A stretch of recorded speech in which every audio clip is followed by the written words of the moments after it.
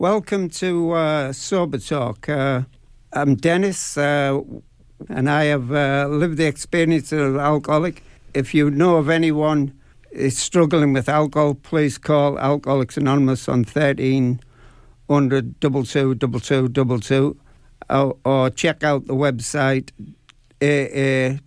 aa.org.au. And I'll just do the preamble of Alcoholics Anonymous.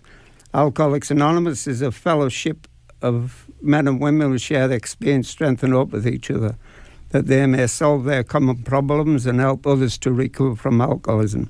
The only requirement for membership is a desire to stop drinking. We are no dues or fees for a membership. We are self-supporting through our own contributions.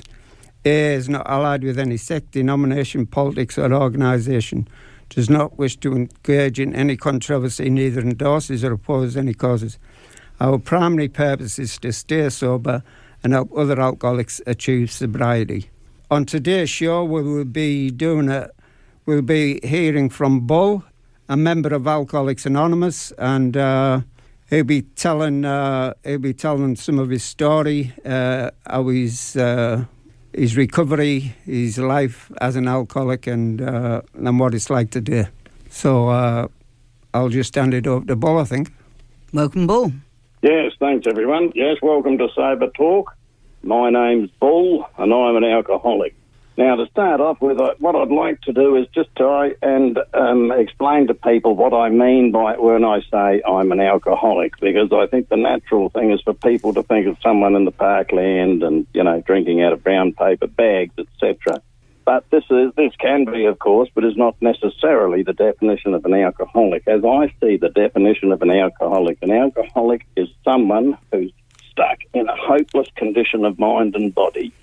That means that when I drink, I can't stop drinking. As I drink, I tend to get thirstier. And then when I eventually sober up and I look at things and see that alcohol has caused me so much trouble and drama in my life, and I decide never to drink again, after a period of time, my brain tells me that it's a good idea to have a drink. And that, to me, is the crux of alcohol. But anyway, I was born in Adelaide, actually, and I lived in the country most of my life. But I was born in Adelaide, and I was brought up in a family where there was quite a bit of abuse. There was emotional abuse, there was sexual abuse, and there was physical abuse. And people say, well, this, must be the cause of your alcoholism. However, there are many, many people who go through that and never end up alcoholics. So, I don't wear that as being a cause for alcoholism. However, I did come from an alcoholic family. My father, both my grandfathers were alcoholics. Anyhow, I found alcohol when I was about 14 years of age. I was a scared, lonely little child when I was young. As I grew up, I was still scared and lonely, but to not show that, I suppose I became something of a bit of a bully, and I was... I played a lot of sport. I played hard physical sport to try and fit in, to try and let people see that I wasn't a scared, lonely little boy. But when I found alcohol, it was like the magic elixir of life. All of a sudden, I felt like I was part of life. I never felt scared and lonely anymore. I felt like I was the same as everybody else, and that I fitted in, and that I finally found a social solution to my problem. And alcohol was just a wonderful thing. However, because I abused it quite heavily, why wouldn't you? It was so wonderful, made me feel so good. By the time I'd reached my mid to late teens, alcohol was definitely a problem in my life.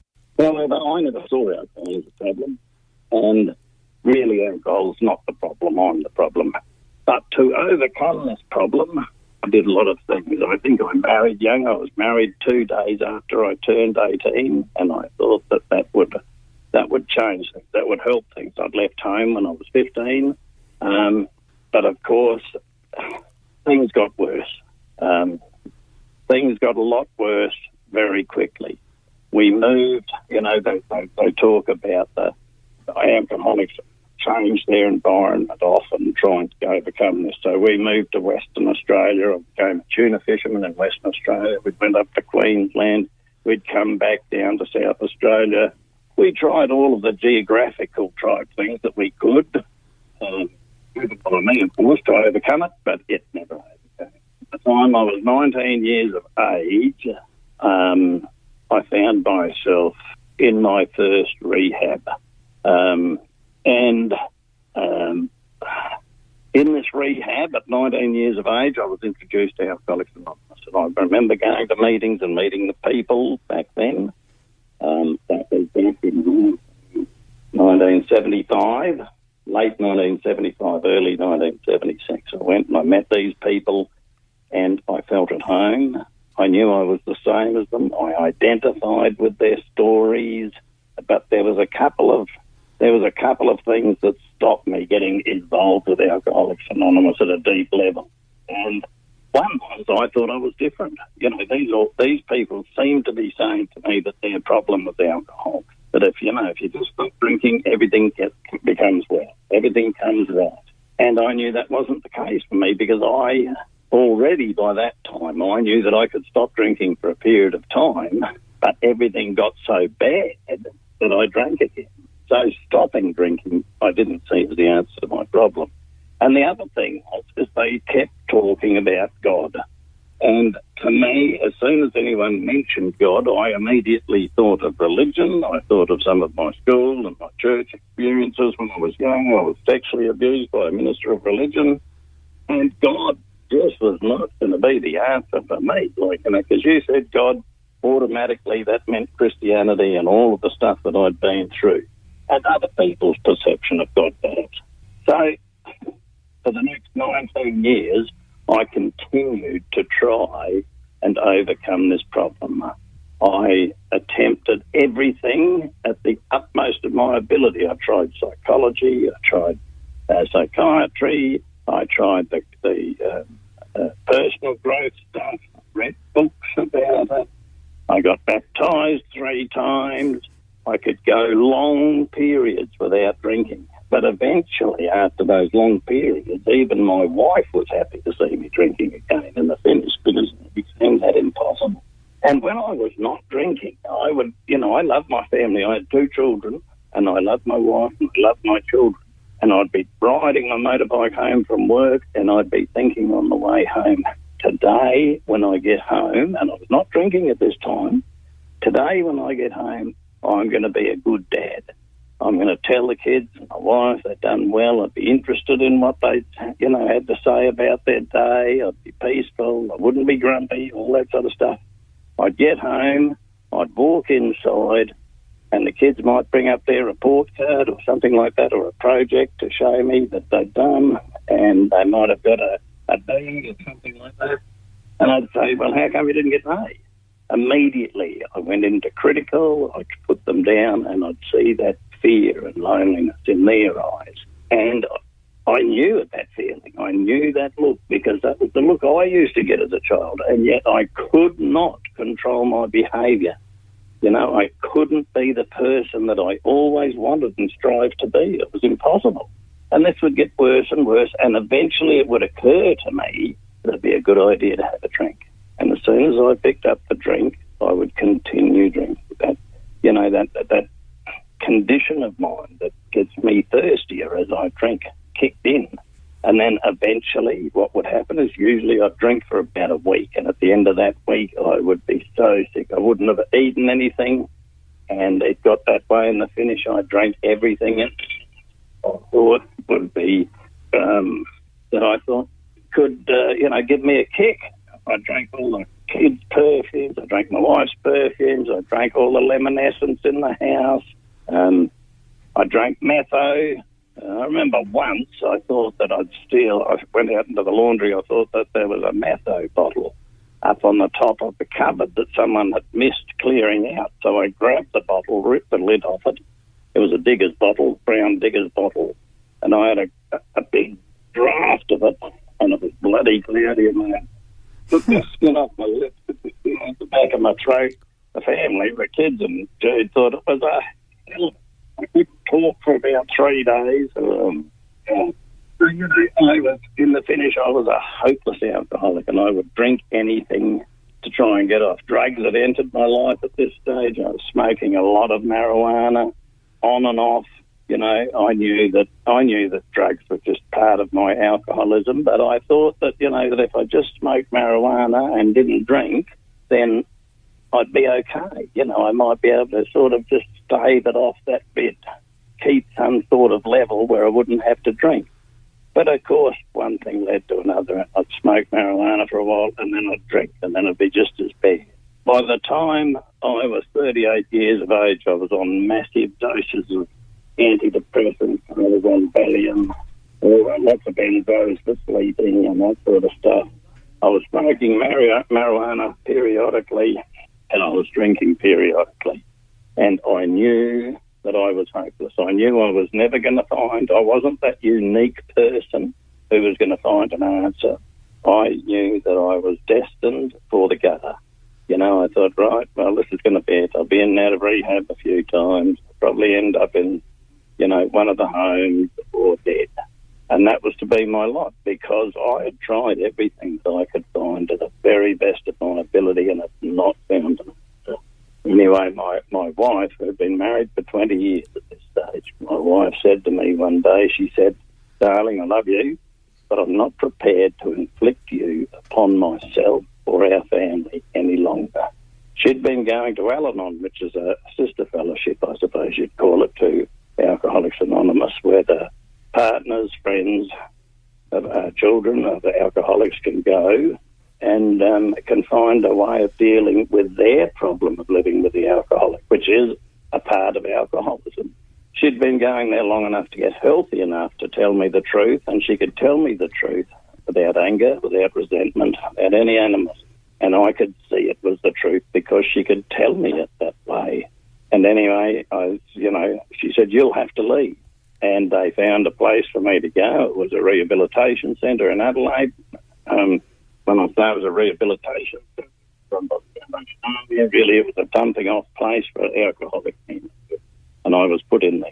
And I didn't think there was any chance for me whatsoever.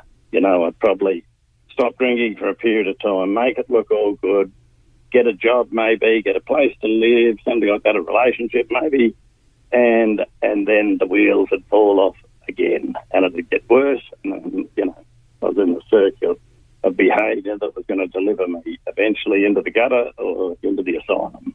So anyway, I was in this place, and I was desperate. It was my window of opportunity, where I could see the truth about myself. And having seen the truth about myself, you know, someone said one day, "Do you want to go to a meeting of Alcoholics Anonymous?" And I always wanted to be seen as the white-haired boy, do the right things, get all the, you know, you got to be able to pull the strings and get the favours and get the good bedroom and get the good jobs in the rehab, all that stuff. I said, yes, I'll go to the meeting. Didn't want to go, didn't see anything. And I went. And the meeting was no different than any other meeting at Alcoholics Anonymous all over Australia every day of the week. But I sat there near the back and I looked at these people, and I'd been going to AA on and off, and I knew these people. I knew some of them. I knew they weren't perfect. But what I saw there, I saw a joy of living. They had joy in their lives. They had hope in them. They hadn't had to drink. You know, some of them hadn't had a drink for many years. And I saw that. And I thought, well, you know, there's something in it. So I kept going. And I just blocked out the God thing. I blocked out a lot of things, I think. But I just kept going because they had something that I wanted.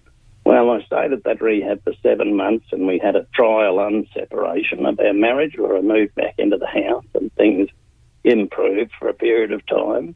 But after 2 years, my wife says that I was stark, raving sober. And anyone who's been sober long enough without a program in their life knows what that means. I was manically sober, and I hadn't had release from alcoholism because instead of not drinking every day, instead of drinking every day, I was not drinking every day. So my focus was still on alcohol. It was on not drinking alcohol. Anyhow, long story short is I found myself going up to the National Convention, which was in Canberra. This is back in 1996.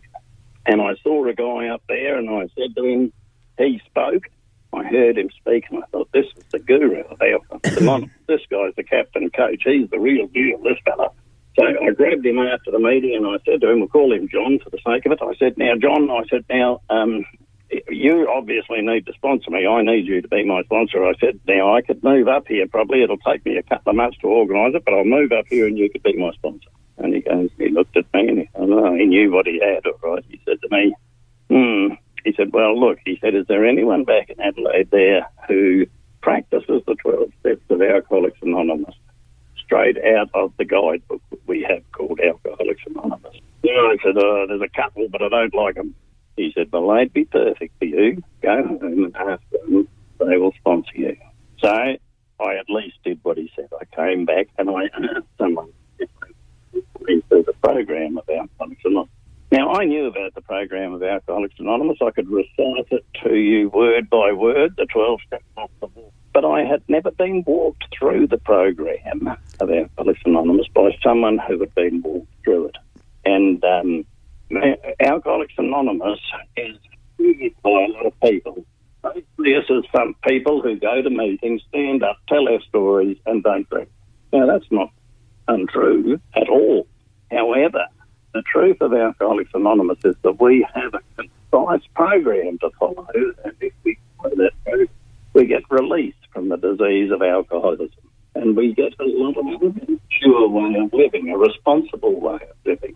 We find that we can have a higher power, not a God, a higher power in our lives that can give us great solace and peace, and that higher power is personal to each and every one of us.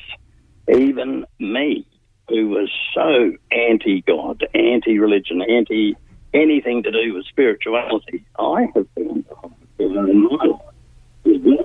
And at night, sometimes when I go to bed and my head's racing and all the problems of the world are in there, and kids and grandkids and wives and houses and money and jobs and everything that we all have. At night, when I put my head down, I can say, well, old mate, I put this in your hands for now. I'll put this in your hands and leave it there, and I can be comfortable at peace, and I can sleep. Now, this is a vast change to anything I had before. Since I got sober in February 1994, my life has had a massive, massive change around. I took up cycling as part of it. I've ridden my bicycle around Australia on my own and raised money for charity. I work now as a retired man, but I work 5 days a week usually, delivering pea straw and mushroom compost for charity.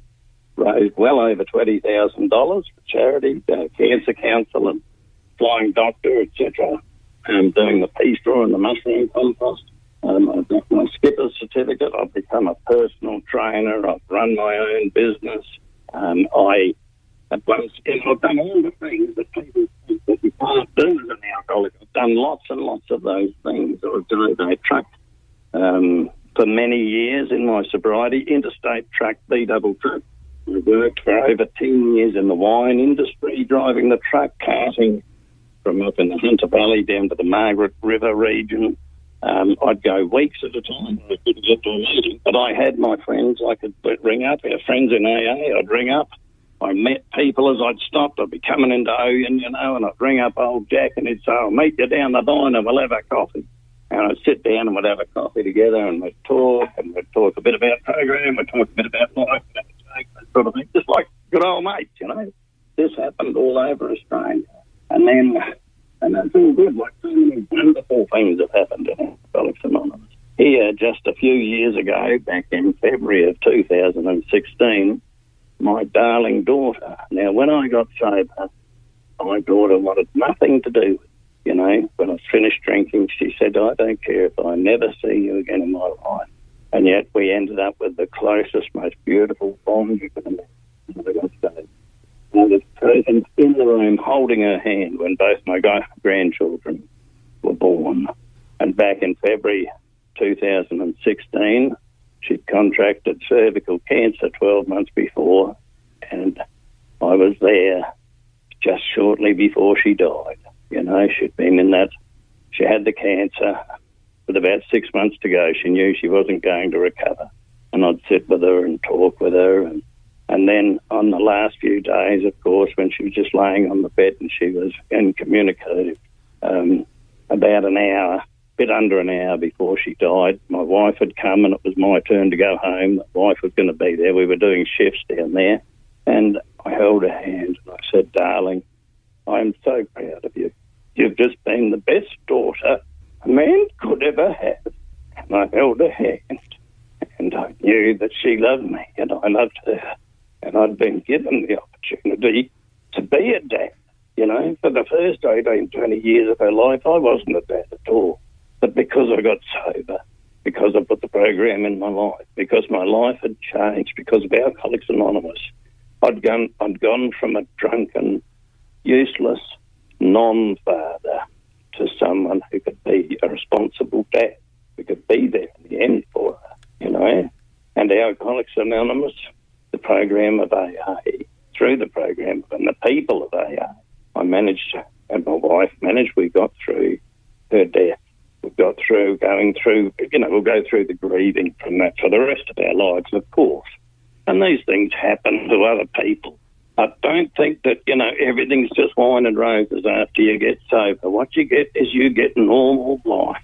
Yes, a lot of wonderful, amazing, fabulous things happen, but there's also tragedy and sorrow and grief. All the things that life holds are there. The totality, the wholeness, the sanity of life is in front of us. I am now coming up, I don't know, I'm 26 or 26 years sober now, and people think, oh, well, that's it, you'll never drink again. But this disease is cunning, it's baffling, and it's powerful, and it's patient. And I know that I need to work on my spiritual condition, and I do that through Alcoholics Anonymous. I work on my spiritual condition on a daily basis. And if I do that, I don't drink. You know, I've had this experience one day at a time for so many years. It's a fact. It's the truth. Alcoholics Anonymous works. It works in different ways for different people, but also in the same way for different people. There's so many, I think that there's over 2 million people worldwide who are sober, have a different life today through Alcoholics Anonymous. It is the most successful treatment for alcoholism that has ever been known. Not just today, that has ever been known. I was too clever to join for so many years. Please don't be too clever to have a look at Alcoholics Anonymous. And then you can join me and so many others in the joy of living. Thanks. Welcome back. We have a number of local meetings in the area. There's a meeting every night in the Salisbury area. There's one Monday night meeting at Gawler at 8 p.m. Tuesday, Elizabeth East at 8 p.m. Wednesday, Elizabeth East at 8 p.m. Thursday at Two Wells at 8 p.m. Friday in Salisbury at 8 p.m. Saturday at Davron Park at 12 o'clock. Sunday in Salisbury at 7 p.m. And for further details of your local meetings, please call 1300 22 2222. Once again, it's up to anyone you know struggling with the alcohol issues. Please call Alcoholics Anonymous on 1300 22 2222 or check out their website at a.org.au.